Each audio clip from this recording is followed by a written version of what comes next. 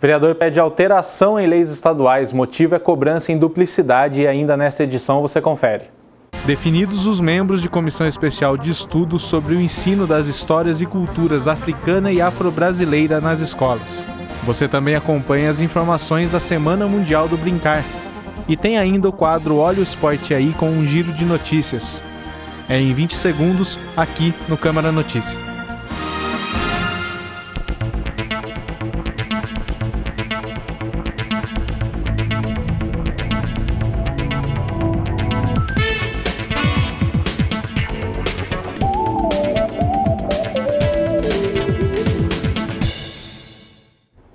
Olá, boa tarde. Um projeto de lei do vereador Luiz Henrique Cirilo que obriga a prefeitura a divulgar nas repartições públicas que prestam serviços que são cobrados um canal de comunicação que permita que sejam feitas denúncias e reclamações sobre estes serviços prestados. Na última sessão, foi aprovado em primeira discussão o projeto de lei do vereador Luiz Henrique Cirilo, que obriga a prefeitura a fixar placas com canal de comunicação que permitam reclamações e denúncias nas repartições públicas, que prestam serviços e cobram por ele. A obrigar que o poder público seja transparente e ao mesmo tempo forneça elementos à população para que possamos, de alguma maneira, coibir, desestimular a corrupção na nossa cidade. De acordo com o vereador, ações como essas podem evitar problemas. O setor público deixa a desejar na medida em que a população fica sem informações daquilo que é feito, daquilo que pode ser oferecido a ela.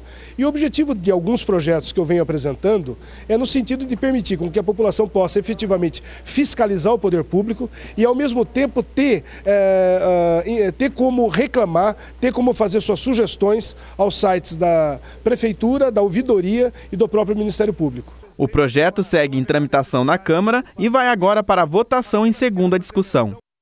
E o vereador Zé Carlos solicita alteração em duas leis estaduais que, segundo ele, provocam uma bitributação quando há infrações referentes ao Código de Defesa do Consumidor.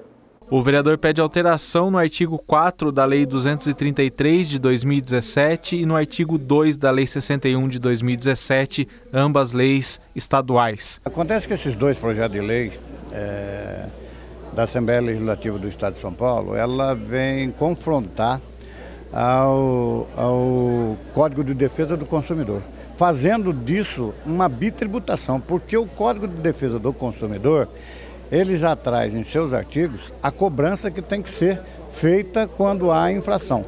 E essa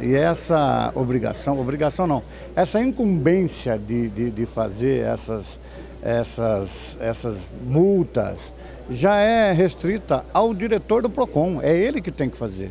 E a Assembleia Legislativa, através dessa lei ordinária 233 de 2017, ela vem, se ela ficar do jeito que está o artigo 4 e o artigo 2, ela tributa o infrator duas vezes. O vereador reafirmou que essa tributação é do PROCON. O que nós estamos solicitando é que eles alterem o texto dessa lei, entendeu? E deixa de ali botar a tributação que eles colocam, através do UFESP, que é do Estado de São Paulo.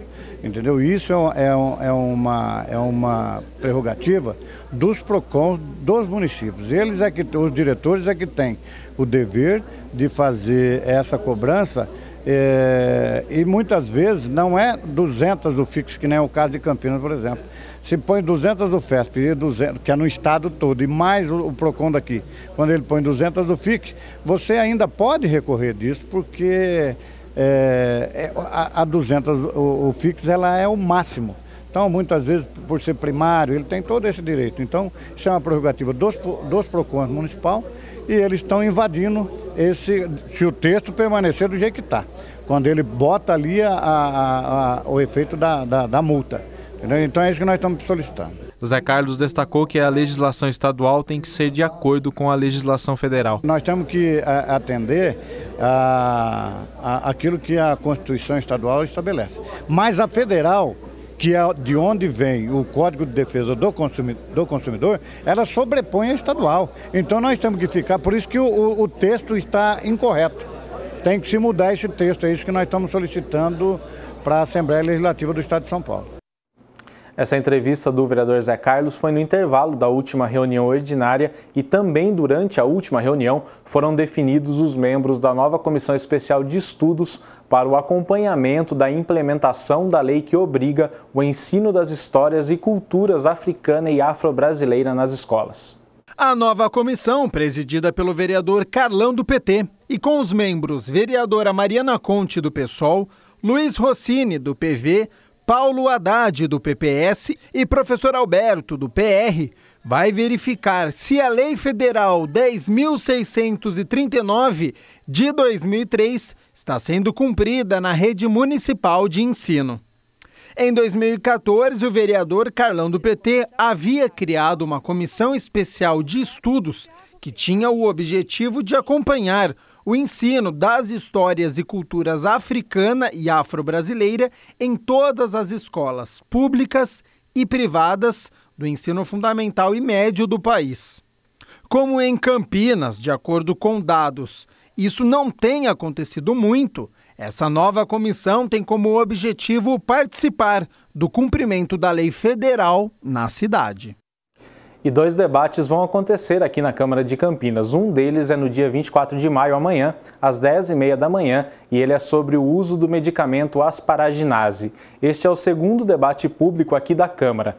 O terceiro debate deste ano, ele acontece no dia 3 de junho, que é uma terça-feira, às 6h30 da tarde. Ele vai debater uma alteração na lei que trata do imposto sobre serviços de qualquer natureza.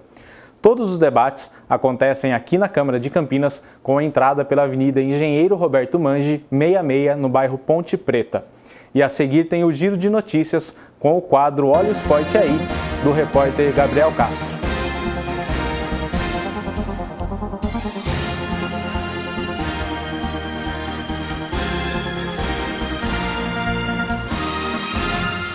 O assunto do próximo Momento Saúde é verminoses. Nós conversamos com o hematologista e pediatra Luciano Fusato. Eu sei que você não vai perder. A Comissão de Finanças e Orçamento da Câmara Municipal de Campinas vai realizar uma audiência pública no dia 31 de maio de 2017, às 9h30 da manhã. A audiência acontece no plenário e a entrada é pela Avenida Engenheiro Roberto Mangi, 66, no bairro Ponte Preta. A audiência tem como objetivo a demonstração e a avaliação das metas fiscais do primeiro quadrimestre de 2017 pela Prefeitura Municipal de Campinas.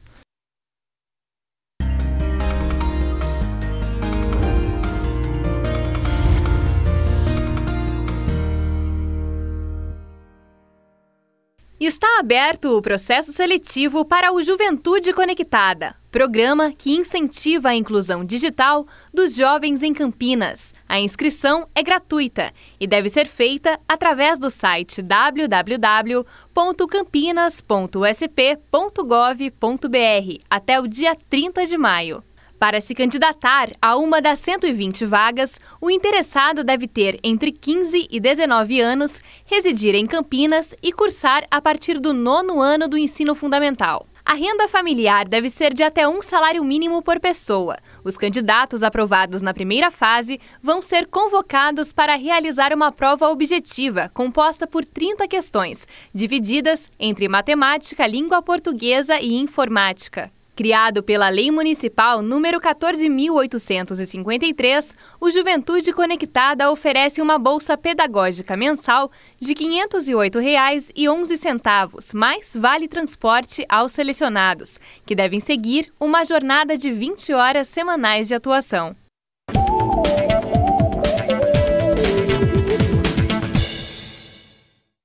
E o vereador Vinícius Gratti protocolou durante a 29ª reunião um projeto de lei que restringe a instalação de empresas de transporte e guarda de valores em áreas distantes do perímetro urbano. O projeto de lei protocolado pelo vereador Vinícius Gratti proíbe a instalação de empresas de transporte e guarda de valores no perímetro urbano de Campinas. O projeto prevê que essas empresas deverão buscar fora do perímetro urbano, fora de áreas populacionais, espaços para que elas possam se instalar. E as que já estão, que elas tenham um período aí, um período de até 2 anos para que elas possam se adequar à lei, caso ela seja aprovada aqui nessa casa. O assunto já havia sido tema de requerimento de autoria do presidente da casa, vereador Rafa Zimbaldi, que após o assalto à empresa Protege, ocorrido em março de 2016, solicitou à prefeitura a alteração da lei para que empresas desta categoria só sejam instaladas fora do perímetro urbano.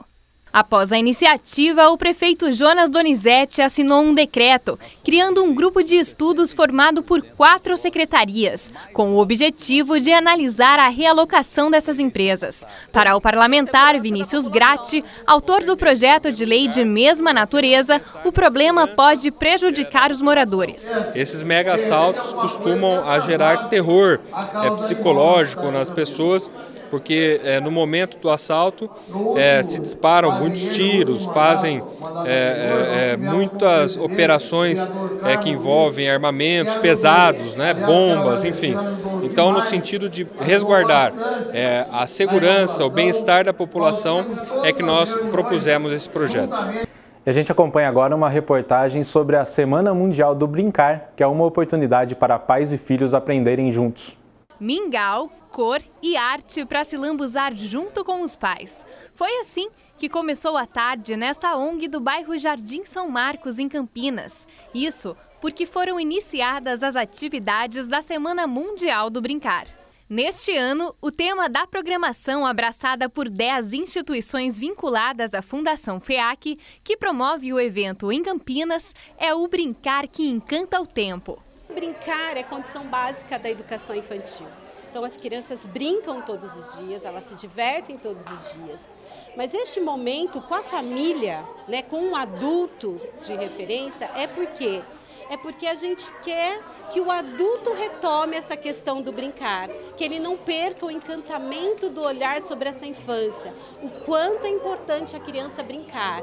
Tarefas lúdicas, como pintura e outras diversões tradicionais, propõem momentos de convivência entre pais e filhos. Um convite a deixar de lado as telinhas para se dedicar à construção de uma infância saudável e literalmente com a mão na massa. Eles sentiram o que a gente sentia, né, quando era criança, porque as crianças futuras não têm o brincar em casa, esse desenvolvimento gostoso de aprender colocando a mão na massa, se sujando, é só celular, tablet, computador, e isso não é bom para eles. As atividades foram pensadas especialmente por uma equipe pedagógica e quem entende garante, brincar é fundamental para o desenvolvimento intelectual dos pequenos.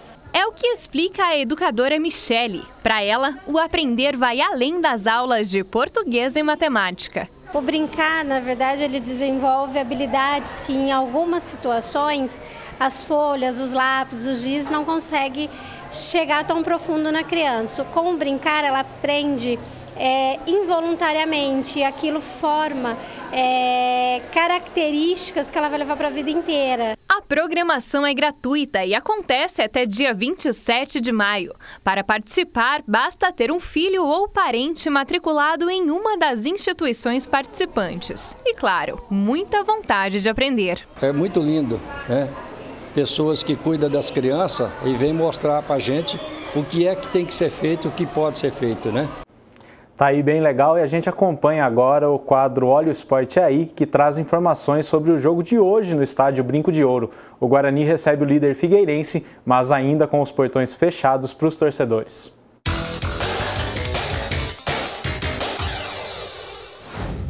O Guarani faz hoje o penúltimo treinamento antes da viagem para Recife. No sábado tem duelo contra o Santa Cruz no estádio Arruda. O técnico Oswaldo Alvarez não pode contar com o lateral esquerdo Gilton devido a uma lesão no joelho esquerdo.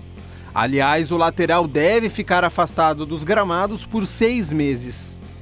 Heron deve fazer a estreia.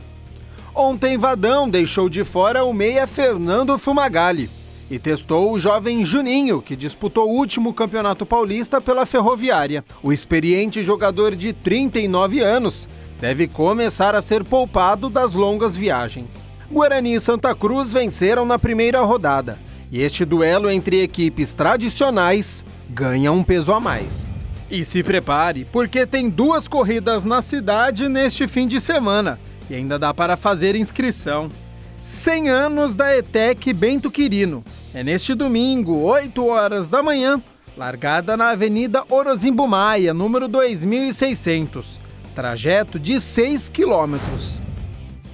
E para quem está com o condicionamento físico muito bom, tem a Extremos Race Etapa Infantaria. Trajeto de 7 quilômetros com obstáculos. Tem subida na montanha, escalada na horizontal, travessia de pneus, remada em boia e muito mais. Largada também às 8 horas da manhã, no 28º Batalhão de Infantaria Leve, na Fazenda Chapadão. Haja fôlego! Essa edição do Câmara Notícia fica por aqui, a gente se vê amanhã.